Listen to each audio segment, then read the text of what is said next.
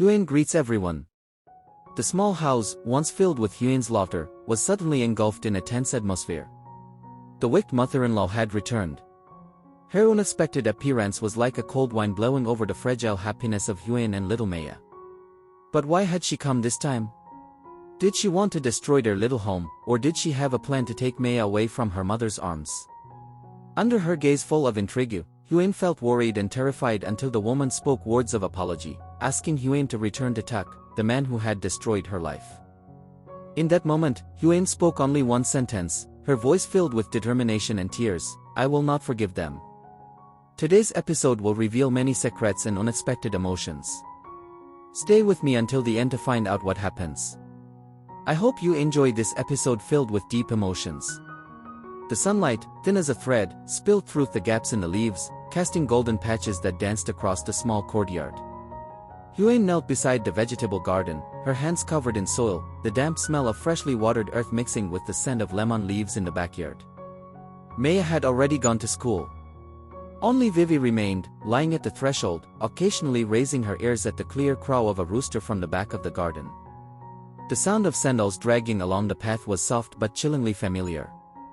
Vivi stood up and growled. Hwen hadn't yet looked up when a long shadow fell across the sunlit ground. "Hwen, you're back," said a voice that couldn't be mistaken. Hwen's heart raced. She stood calmly, brushing the dirt from her skirt, trying to maintain her composure, hoping it wasn't the person she feared. She turned slowly, and there she was, Tak's mother, holding a bag of gifts. "Why have you come?" Hwen asked. The woman took a step forward, extending her hand as if it were a casual gesture. "I heard you were back. I came to see you and little Maya." Hwen stepped back. The woman's hand lingered in the air, then fell slowly, brushing the sunlight on her trembling wrist. "We have no connection anymore. Don't come to interfere in my daughter's life or mine."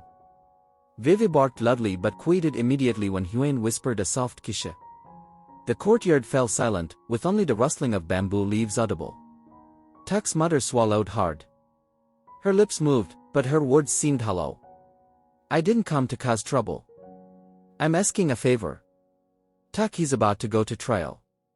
The lawyer says if you withdraw the complaint, they might set him free.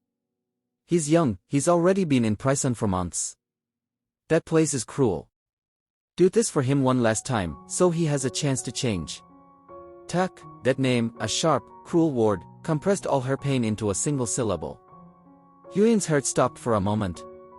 Memories floated back, a dark night, the sound of a lock turning, the smell of alcohol, red eyes, raw hands, and Maya's crease against her neck. Hwen pressed her lips together, the metallic taste of blood mixing with the smell of earth. She spoke slowly, each word like a stone. "Young? No younger than what he did to me." The woman looked down, her wrinkled hands clasped together, fingers trembling white with tension. "He's my son. Despite everything, he's still my blood. I know he did wrong. I beg your forgiveness on his behalf. I've gone to church every day, praying for him to realize his mistakes. Withdraw the complaint.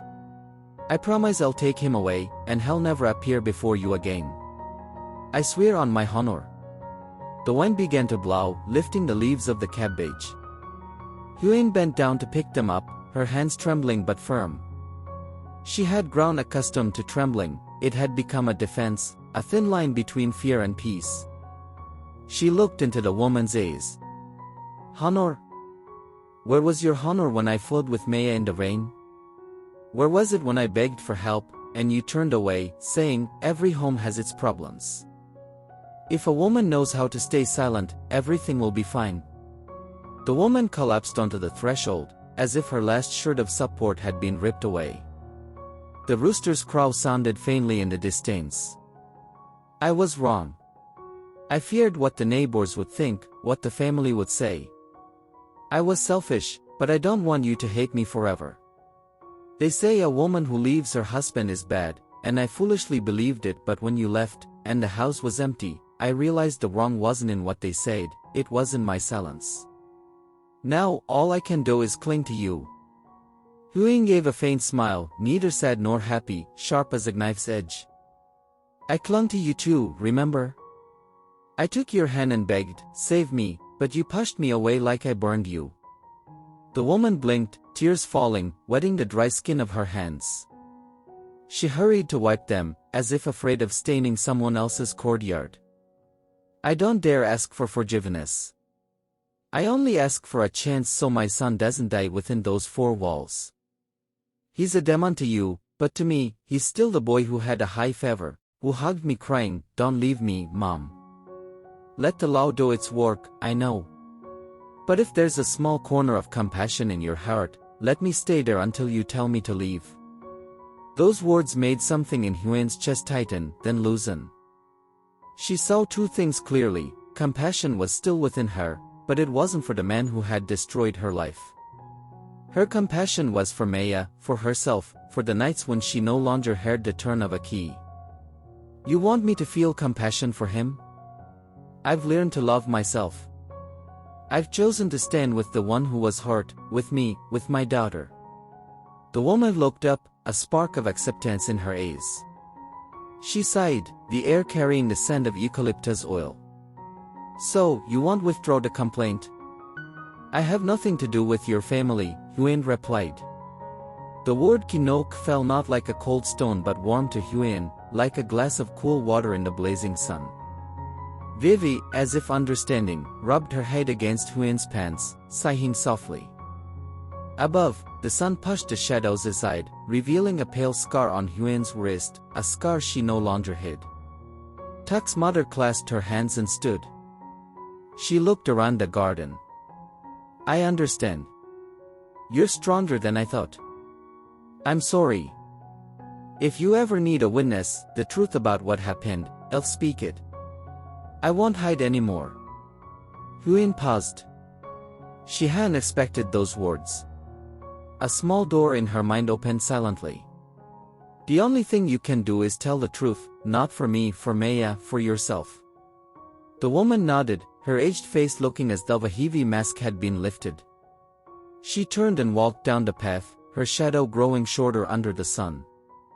At the gate's edge, she stopped, not turning her head, and said softly, "Tuk is still Maya's father. Remember that." The bamboo gate closed. The courtyard returned to silence. The rooster crowed again, distant and gentle. Huen looked at her hands, still dirty with earth, rubbed them against her skirt, and went back to planting basil sprigs the vine had uprooted. Vivi lay down, her tail wagging softly. Somewhere, the school bell rang, stretching the present like a thread. Huen exhaled deeply. In her chest, she felt a new rhythm, slow, steady, like the sound of a house striking deep roots, clearing the way for a season of peace to grow. She knew the storm that had passed wouldn't be the last, but next time, she'd know how to stand tall against the wind.